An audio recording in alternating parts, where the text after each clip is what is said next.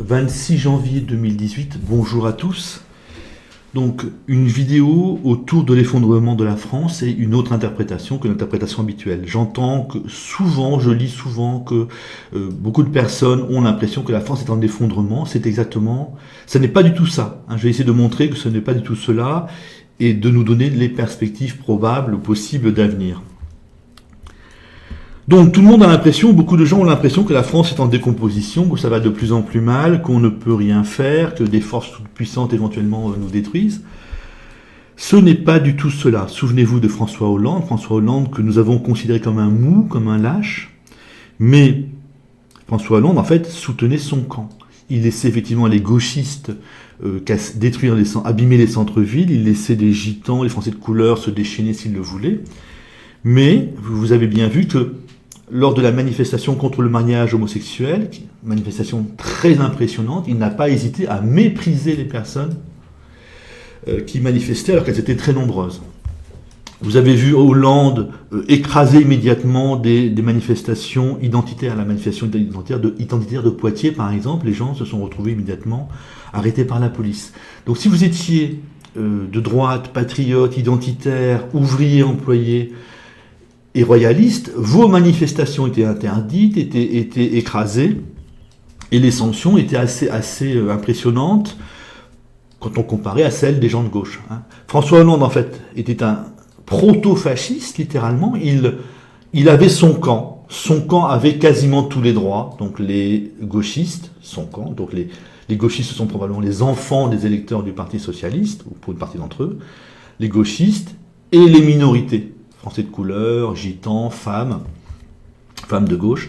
Donc toutes ces personnes avaient plus de droits que les autres. Il n'y avait pas du tout de lâcheté, il n'y avait pas du tout de mollesse.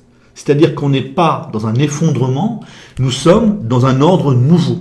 Voilà, l'ordre du Parti socialiste. Le Parti socialiste est fort dans l'Ouest et le Sud-Ouest. Macron également. Macron est la suite du Parti socialiste, est en cohérence parfaite avec le Parti socialiste. Donc le Parti socialiste représente en fait les classes moyennes. Les classes moyennes, c'est les 20-30% les plus riches, moins les riches.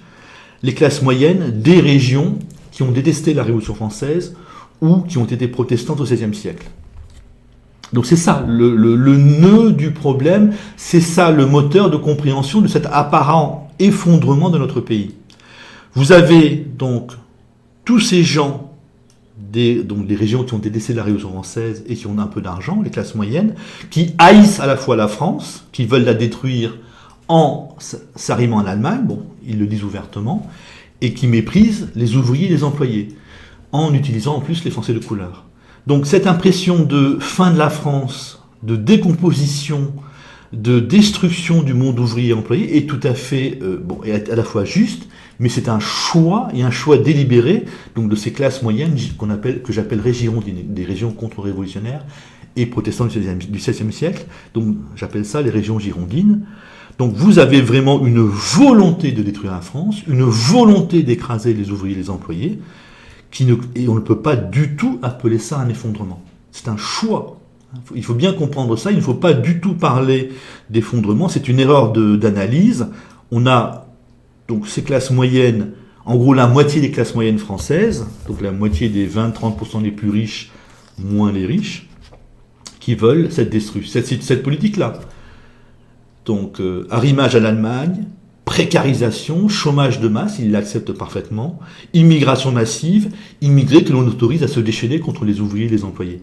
Voilà l'explication de ce que nous appelons effondrement français. Il n'y a pas d'effondrement français, on a un groupe de Français, une partie des Français qui veut cette politique-là. Donc ce sont les régions girondines, ce qu'on appelle girondines, donc contre-révolutionnaires ou protestantes du XVIe siècle. Donc dans l'Ouest catholique contre-révolutionnaire, le Sud-Ouest, plus le Pays Basque, le Sud-Ouest, lui, c'était plutôt protestant, c'était nettement protestant, c'était la grande région la plus protestante de France, Et pour le moment, donc, le Parti socialiste, Hollande, Macron, Mélenchon ont fait leur gros score dans ces deux régions-là. Et en quelque sorte, ce sont ces deux régions-là qui imposent la politique actuelle d'arrimage à l'Allemagne. Bon, c'est normal, ce sont des Girondins. Hein, vous voyez, ce sont des gens qui ont détesté la Révolution française ou qui ont été protestants au XVIe siècle. Et ce sont des Girondins des régions dans lesquelles il n'y a pas beaucoup de Français, de Noirs et de Français d'origine maghrébine et turque, que je vais appeler dorénavant maghrébins, pour les Français d'origine maghrébine et turque. Donc vous avez ici dans le sud-ouest simplement des maghrébins et peut-être des Noirs le long de la Garonne, de Bordeaux à Narbonne, et ça ne vote pas beaucoup pour le Parti socialiste, pour Mélenchon, pour Macron. Mais partout ailleurs, vous avez très très peu, dans ce quart sud-ouest, vous avez très très peu de Français de couleur. Et donc, Français de couleur, donc Français noirs, Français d'origine maghrébine ou turque. Et donc, ça vote massivement Parti socialiste en 2012 ou Macron-Mélenchon en 2017. Et ça veut cette politique, donc c'est indifférent à la délinquance des Français de couleur, puisqu'il y a peu de Français de couleur là-bas. Ça vénère les Français de couleur parce qu'il n'y a pas de Français de couleur là-bas. Hein. Ça ne les dérange pas de vénérer les Français de couleur. Et vous avez donc cet arrimage à l'Allemagne. Vous expliquez, chômage de masse, c'est simple, puisque ce sont les classes moyennes qui sont peu touchées par le chômage et la précarité, la pauvreté, qui sont indifférentes au chômage et à la misère des ouvriers et des employés. L'acceptation de l'immigration, parce qu'il y a peu d'immigrés dans ces régions-là, et quand il y en a le long de la Garonne, ça vote immédiatement autrement. Et donc l'acceptation de la délinquance et de l'islam radical ne leur pose aucun problème, puisqu'il n'y a pas de Français de couleur dans ces régions-là. Voilà l'explication de cet apparent effondrement français. Vous avez au contraire, donc, on a vu avec François Hollande, un ordre de fer qui se met en place. François Hollande, c'était un proto-fasciste. Hein, il avait ses milices, les antifas, qui commençaient à être de plus en plus violentes, et qui auraient été toujours de plus en plus violentes si François Hollande avait gagné en 2017. On s'acheminait vraiment vers des tabassages mortels, hein, des tabassages à mort quasiment. On a eu un monsieur qui a perdu un œil, un militant identitaire qui a perdu un œil comme cela, dans une agression délibérée. Donc, voilà pourquoi nous avons cette impression de l'effondrement de la France. Vous avez des gens en France qui veulent cette politique-là. Les perspectives d'avenir, donc, vous en avez plusieurs. Donc, si nous restons une démocratie, vous avez une perspective d'avenir symétrique, on pourrait dire. Donc, nous sommes gouvernés pour le moment par les classes moyennes de l'Ouest et du Sud-Ouest, et nous pourrions demain être gouvernés par les classes populaires, les ouvriers, les employés, des régions qui ont fait la Révolution française. Donc aujourd'hui, nous sommes gouvernés en quelque sorte par les classes aisées des régions qui ont refusé la Révolution française.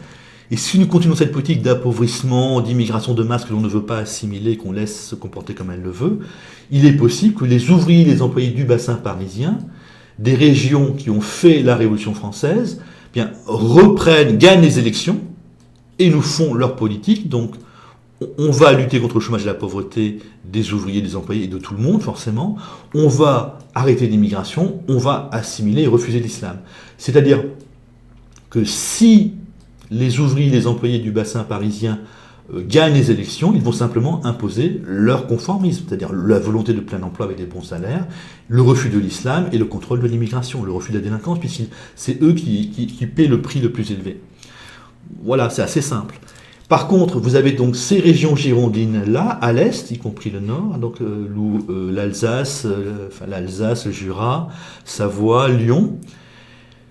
Donc, ce sont des régions girondines qui, normalement, devraient voter comme l'Ouest et comme le Sud-Ouest, mais il y a des immigrés là-bas. Il y a des Noirs et des Maghrébins là-bas. Et ça change complètement les choses, ça change complètement le vote, et vous pourriez avoir aussi une espèce de vote symétrique, mais un vote qui tient compte de la présence des Noirs et des Maghrébins. Là, quand il y a des Noirs et des Maghrébins, on n'a pas envie d'islam, on n'a pas envie de délinquance, on n'a pas envie de toujours plus de Noirs et de Maghrébins en France. Donc là, ce serait un vote identitaire. Leur expression politique, leur projet politique, ce serait s'arrimer à l'Allemagne.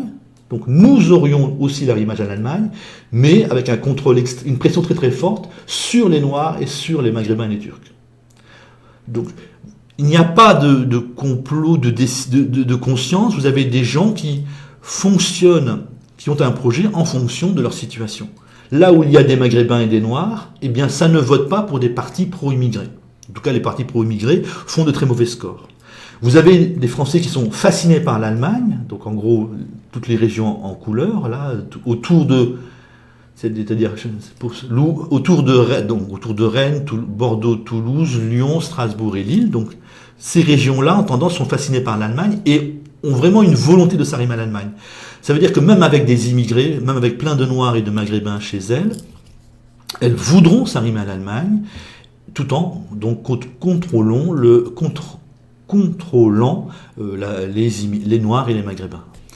Donc il n'y a pas du tout, je répète ça, il n'y a pas du tout d'effondrement français. Vous avez donc ces deux régions-là, l'Ouest et le Sud-Ouest, qui, n'ayant pas beaucoup de Maghrébins et de Noirs chez elles, sont d'accord pour qu'il y en ait toujours plus, sont d'accord pour que l'islam augmente, sont d'accord pour que la délinquance des Maghrébins et des Noirs augmente sans arrêt, parce qu'elles n'en ont rien à faire. Et comme ce sont les classes moyennes qui tiennent ces régions-là, eh bien le chômage et la pauvreté et la précarité, elles n'en ont rien à faire, puisqu'elles sont aussi très très peu touchées par cela. Voilà. Donc, pour les régions de l'Est, qui seront pro-allemandes et anti-immigrants, en quelque sorte, voulant contrôler les Noirs et les Maghrébins, elles lutteront contre le chômage si ce sont les ouvriers et les employés qui poussent le nouveau parti politique, si ce sont les classes moyennes qui proposent de mettre la pression sur les Noirs et sur les Maghrébins, elles voudront toujours donc s'arrimer à l'Allemagne, mettre la pression sur les Noirs et les Maghrébins et être indifférents au chômage et à la pauvreté. Voilà, ce que nous vivons en fait, c'est l'expression de la volonté des gens de l'Ouest et des gens des classes moyennes de l'Ouest et du Sud-Ouest. Il n'y a pas du tout d'effondrement. Vous avez même en quelque sorte un ordre de fer qui s'est mis en place. Hein. Si vous râlez, vous risquez quelque chose. Vous avez vu sous Hollande qui laisse ces milices, on peut appeler ça comme ça, se déchaîner. Donc ces milices antifa, les antifas sont de plus en plus violents et sont protégés par ces classes moyennes, enfin par la gauche et peut-être par Macron, par les centristes, hein, qui veulent, et le projet c'est l'Europe, c'est continuer à augmenter le chômage et la pauvreté des ouvriers et des employés, et c'est l'immigration de masse que l'on ne veut pas assimiler. Alors bien évidemment, si nous restons en démocratie, toujours plus de chômage, toujours plus de pauvreté, toujours plus de précarité, toujours plus d'immigrés, enfin de gens du Sud, africains, moyen-orientaux, musulmans, qui ne sont pas assimilés, fait que la gauche, ces gens-là, donc la gauche actuelle, l'Ouest et le Sud-Ouest, perd toujours plus d'électeurs. Et forcément, on va vers autre chose. Cette autre chose, eh bien, donc je vous en ai parlé, si ce sont les ouvriers, les employés du bassin parisien qui reprennent le pouvoir, donc c'était en cours avec le vote Front National Philippot, donc forcément ils auraient lutté contre le chômage et la pauvreté, le chômage et la pauvreté, chômage et bas salaire, enfin ils auraient appliqué une politique logique, ils auraient refusé l'islam, ils auraient contrôlé l'immigration. Dans l'Ouest, ils auraient donc continué à vouloir s'arrimer à l'Allemagne.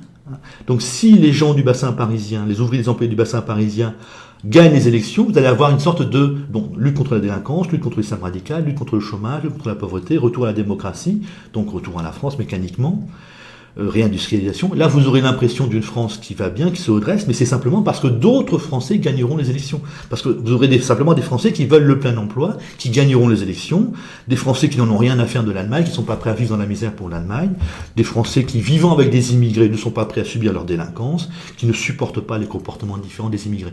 Voilà, c'est simplement ça. On a une logique, il n'y a pas d'effondrement, ce n'est pas forcément mieux. Mais donc justement, il faut comprendre ce qui se passe. Ce n'est pas un effondrement, c'est une volonté d'une partie des Français, classe moyenne girondine, des régions où il n'y a pas beaucoup de Français de couleur, de personnes de couleur ou de personnes de couleur non assimilées, Français de couleur, Français d'origine maghrébine et turque, non assimilés. Donc je vous ai donné deux autres hypothèses d'avenir, les ouvriers et les employés du bassin parisien qui reprennent le pouvoir, ou donc les régions girondines de l'Est qui prennent le pouvoir, ce sera sur l'amour de l'Allemagne encore, et ce sera les identitaires, donc sur l'écrasement, la pression très très forte sur les Noirs et sur les Maghrébins et les Turcs. Vous pouvez avoir aussi une alliance en fait de tous les bobos français. C'était en cours un petit peu avec Macron, là ça semble changer. Une alliance du Parti Socialiste du centre et de la droite, ce que l'on a en Allemagne, donc ça s'appelle une dictature, ni plus ni moins, c'est l'alliance des 20-30% les plus riches de tout le pays. Et là, on est assez proche de la dictature. On a un risque de dictature, en fait. Donc si cette alliance est impossible pour le moment parce que la gauche était pro-immigré, alors que dans le bassin parisien, en Île-de-France, il y a tellement d'immigrés que les bobos là-bas ne peuvent pas accepter la délinquance, l'islam, le mépris des femmes,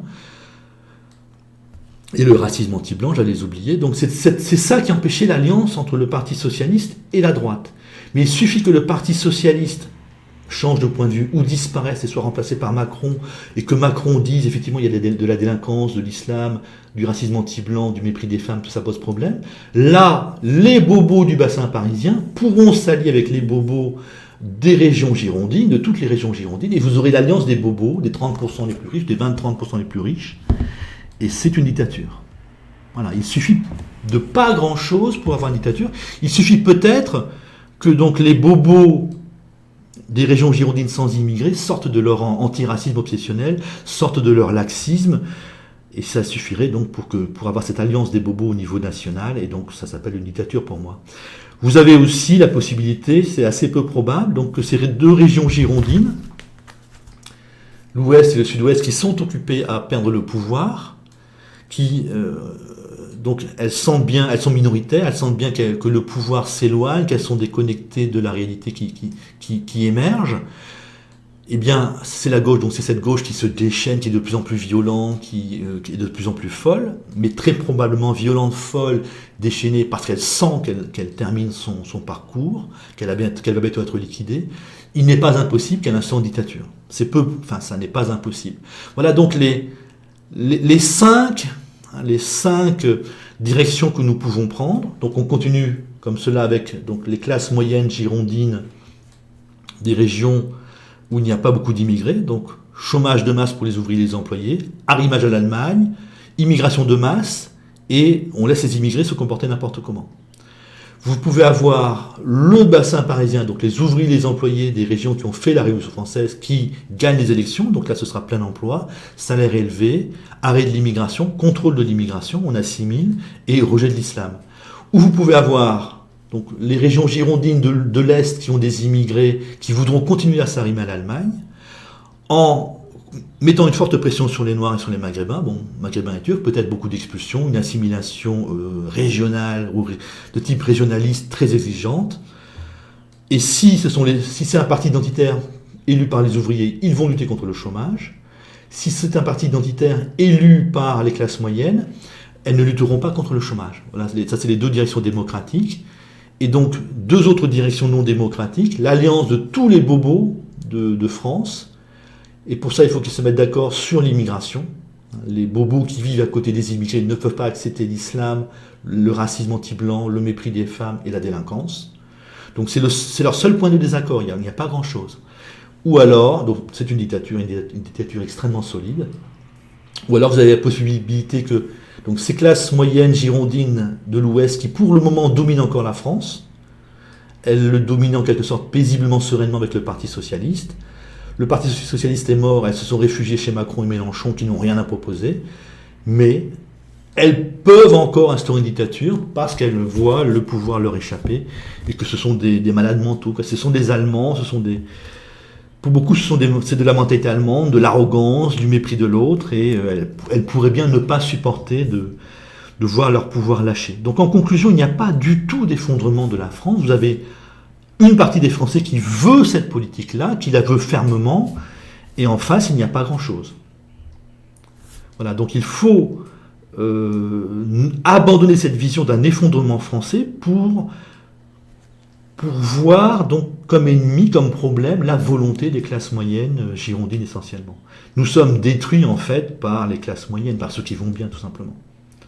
Hein, c'est totalement visible dans le cas de la gauche, et ça l'est moins dans le cas de la droite, mais la droite va suivre. Donc notre ennemi, il ne faut pas parler d'effondrement, il ne faut pas parler d'effondrement. Le jour où les classes moyennes vont commencer à être de plus en plus pauvres, elles vont bouger, elles vont réagir. Il n'y a pas d'effondrement. On a un écrasement des ouvriers et des employés, au fond, sur volonté de s'arrimer à l'Allemagne. Et c'est tout. Il n'y a que ça, avec toutes les conséquences. Fin de la France, écrasement, souffrance des ouvriers et des employés. Il n'y a pas du tout d'effondrement. Salut!